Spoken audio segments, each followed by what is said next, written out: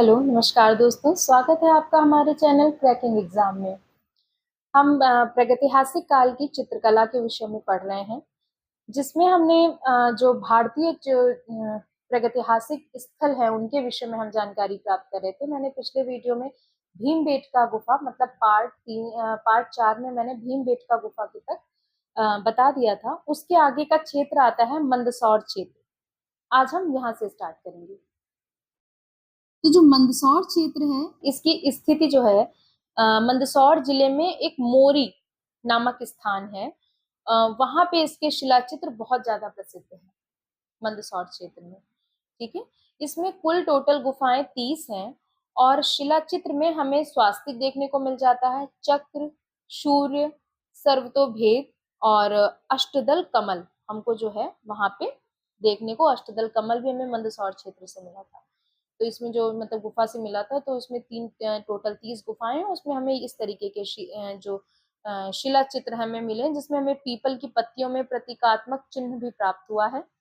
नृत्यरत मानव, नृत्य करते हुए मतलब मानव प्राप्त हुए हैं।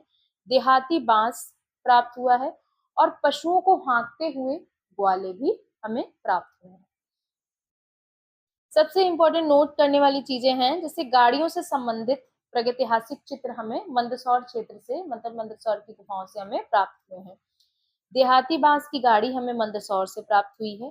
पहिए सहित छकड़ा गाड़ी में जो आता है वो एक मनुष्य, वो हमें मानिकपुर मतलब वो मंदसौर क्षेत्र में आता है, हमें वो प्राप्त हुआ है। ये इस तरीके के शिलाचित्र हमको मंदसौर क्षेत्र से प्राप्त हुए हैं। अब इनके जो महत्वपूर्ण तथ्य हैं, जैसे नदियों के किनारे स्थित जो हम प्रागैतिहासिक गुफाएं हैं, अगर हम करें कि लिखा हो और किन नदियों के किनारे कौन से हमें गुफाएं प्राप्त हुई हैं, तो एक तरफ आप लोग अगर नोट्स बना रहे हैं साथ में तो बहुत ही अच्छी बात है। तो एक साइड जैसे गुफा लिख लिया, दूसरे साइड नदी लिख लिया। अब मैं आपको पहले मैं क्षेत्र पढ़ूंगी मतलब गुफा पढ़ूंगी, उसके बाद में किस नदी के तट पर क्या बना है ये भी मैं आपको बताऊंगी। तो जो सिंघनपुर है वो किस नदी के तट पे है? माठ नदी के। होशंगाबाद नर्मदा नदी के। पहाड़गढ़ आसान नदी के। मिर्जापुर सोन नदी के। लिखुनिया गरई नदी के और अलनिया अलनिया नदी के किनारे स्थित है। ये मैंने गुफा और नदी आपको इसीलिए लिखवाई हैं एक साथ, जिससे कि आपको याद करने में भी आसानी रहेगी। और ये आता है पेपरों में कि ये गुफा है, ये किस नदी के तट पर है या इस नदी के तट पर कौन सी गुफा बनी हुई है, तो ये भी आप अच्छे से याद कर लीजिएगा। अच्छा, भारत की विश्व धरोहर की सूची में जो गुफाएं हैं वो कौन सी गुफा कौन से सन में आई है? मैंने अजंता, एलोरा, एलिफेंटा इन सबके बारे में भी वीडियोस बनाए हैं, सेपरेट वीडियो बने हुए हैं। जिसने नहीं देखा है जाके प्लीज चेकआउट कीजिएगा। तो अजंता जो है उसको विश्व धरोहर सूची में 1983 में मतलब 1983 में शामिल किया गया था। एलोरा को 1983 में एलोरा को भी शामिल किया गया था। एलिफेंटा को 1987 में शामिल किया गया था। और भीमबेटका को, जैसा कि मैंने पिछले वीडियो में बताया है कि इसको विश्व धरोहर सूची में यूनेस्को ने 2003 में शामिल किया था। तो अब ये हो गया कि कौन सी नदी पे कौन सी गुफा है। और ये मैंने इकट्ठे एक साथ इसलिए बोल दिया है जिससे कि आपको लिखने में आसानी रहे, आपको सेपरेट आपके पास लिखा हो एक इम्पोर्टेंट करके आप इसको लिख लीजिए कि ये तो हमें याद ही करना है। दिन में 4 बार देखिए तो आपको याद हो जाएगा कि कौन से सन में कौन सी गुफा यूनेस्को ने अपने अंडर में ली है। ठीक है, फिर आ जाता है फिर अब हम आ जाते हैं जो उत्तर प्रदेश के प्रागैतिहासिक क्षेत्र थे। हमने मध्य प्रदेश के पढ़ लिए, अब हम आते हैं उत्तर प्रदेश के जो प्रागैतिहासिक चित्र हैं उनके। हमें उत्तर प्रदेश के कौन कौन से क्षेत्रों से हमें कौन कौन से शिलाचित्र प्राप्त हुए हैं। तो पहला है मिर्जापुर क्षेत्र। ठीक है, जो और फिर है लिखुनिया, फिर है भल्लडरिया, हरनी हरन, सोरहो घाट और मोहरा पथरी। ये जो है उत्तर प्रदेश के प्रागैतिहासिक क्षेत्र हैं जहाँ से हमें शिलाचित्र या पुराने चित्र मिले हैं। तो सबसे पहले मैंने बोला था मिर्जापुर स्थित क्षेत्र। तो जो मिर्जापुर क्षेत्र है वो जो है विंध्याचल की कैमूर पर्वत श्रृंखला है, उसके उसमें हमको स्थिति इसकी वहां पे वो क्षेत्र, वहां पे विंध्याचल कैमूर पर्वत एक श्रृंखला है, वहां पे हमें मिर्जापुर क्षेत्र मिला है। ये उत्तर प्रदेश के सर्वाधिक चित्र जो हैं हमें मिर्जापुर से ही प्राप्त हुए हैं।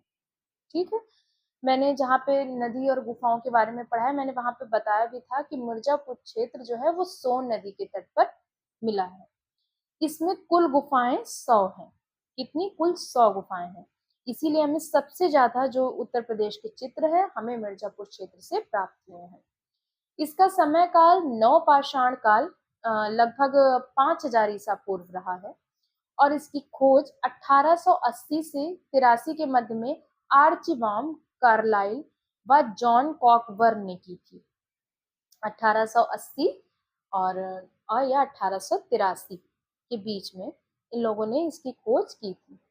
अब हम जान लेंगे कि मिर्जापुर क्षेत्र में जो चित्र तो हमें यहाँ से बहुत मिले हैं, पर जो इम्पोर्टेंट चित्र हैं, जिनके चित्रों के विषय में पूछ भी लिया जाता है एग्जाम में, तो कौन कौन से शिला चित्र हमें प्राप्त हुए हैं। पहला, घायल सुअर, वो भल्लड़िया से प्राप्त हुआ है। ऊंट का क्षेत्र, गैंडे का आखेट, शाही का आखेट या प्राप्त भूत व रहस्यमय चित्र, और एक आदमी जलती मसाल लिए बाघ का सामना करते हुए। और सबसे इम्पोर्टेंट है शाही आखेट का चित्र जो है वो हमें सोहरो घाट है ना, मिर्जापुर क्षेत्र से ही हमें प्राप्त हुआ है।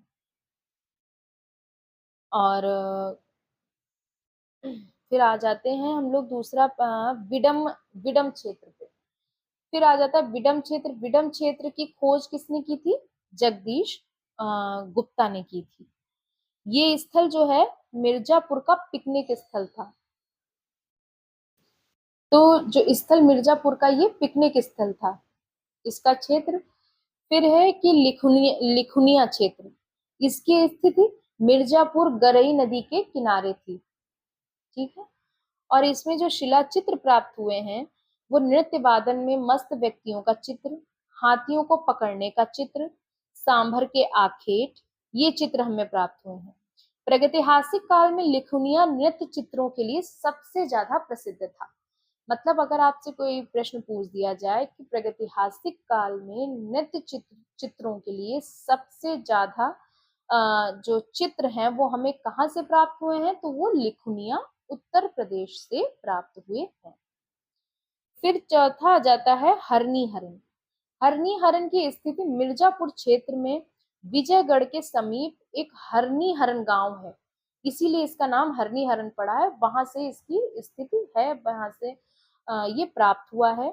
और इसकी खोज 1883 में आर्चिबॉम कार्लाइल ने की थी। इसकी हरनी हरन की, इसका नाम हरनी हरन क्यों है? क्योंकि ये हमें हरनी हरन गांव इसका क्षेत्र था, जो कि मिर्जापुर क्षेत्र के अंतर्गत आता है। इसमें जो इम्पोर्टेंट शिलाचित्र मिले हुए हैं वो गैंडे का आखेट करते हुए शिकारी चित्र, आखेट को एक प्रहार करती हुई मुद्राएं, ये हमें उससे शिलाचित्र प्राप्त हुए हैं। फिर आ जाता है बांदा क्षेत्र।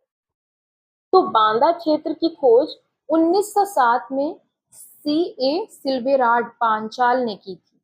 ठीक है, बांदा क्षेत्र की खोज। इसमें हमें कौन कौन से शिलाचित्र मिले हैं? पहिए रहित छकड़ा गाड़ी में मनुष्य, जो कि मानिकपुर में है, और बारहसिंगा का पीछा करते हुए धनुर्धारी, चोंचदार पुरुष, तीन अश्वों की तीन अश्वों का गेरु द्वार अंकन, हमें ये शिलाचित्र बांदा क्षेत्र से प्राप्त हुए हैं। ठीक है दोस्तों, जो उत्तर प्रदेश के जो क्षेत्र थे उनके बारे में हमने जान लिया है। अब मैं अगले पार्ट में जो राजस्थान के अंतर्गत जो प्रागैतिहासिक क्षेत्र आते थे, बिहार के अंतर्गत जो प्रागैतिहासिक क्षेत्र आते थे, उनके विषय में हम आगे पढ़ेंगे। और उम्मीद करती हूँ आपको बनाए हुए हमारे वीडियोस अच्छे लग रहे होंगे। अगर आपको हमारे वीडियोस अच्छे लगते हैं तो प्लीज वीडियो को लाइक किया कीजिए, और वीडियो को शेयर भी कीजिए, और चैनल को जरूर से सब्सक्राइब कीजिए। बेल आइकन भी जरूर हिट कीजिए, जिससे कि आने वाले वीडियोस के बारे में और नोटिफिकेशन के बारे में आपको जानकारी मिल सके। धन्यवाद।